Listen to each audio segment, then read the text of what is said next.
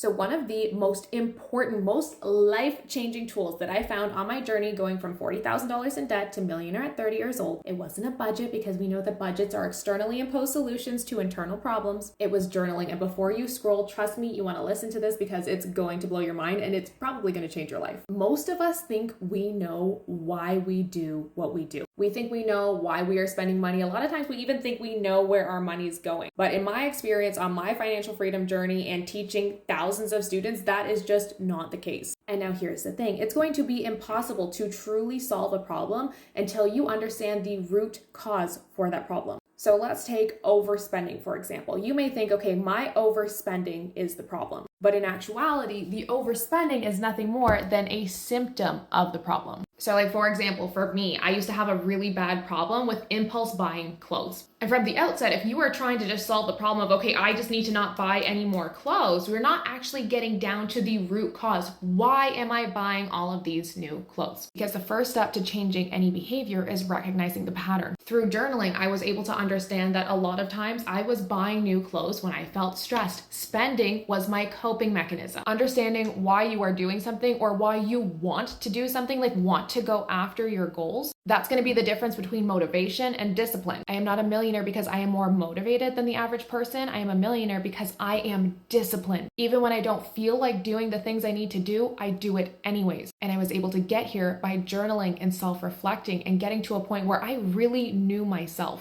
I knew my triggers. I knew my values. If this is something that you want to start doing, a really easy first step is to actually start with reflection. Ask yourself what your current financial habits are, and I need you to be really honest here or it's not going to work. I want you to think about what your goals are, and I don't want to hear, I want to be rich, because nobody actually wants more money. They want the lifestyle that comes along with it. What does that lifestyle look like to you? What does that lifestyle feel like to you? And I want you to start thinking about what your why is. Why do you want financial freedom? What does that mean to you? What does that feel like? Is it for yourself? Is it for your family? Is it for your peace of mind? This is going to be the core of what moves you forward, especially on the hard days. Then you're going to start doing some weekly check-ins. What went well this week? Where did I struggle? What patterns did I repeat? What could I do differently? We're going to start training the mind to look for opportunities instead of challenges. You can ask yourself some questions around your financial fears. Like, what is my biggest financial fear? Ask yourself, how does money make you feel? What are your limiting beliefs around money? Which is a belief that limits you in some way. So for example, the belief of, I need to work hard to make money. If you believe this,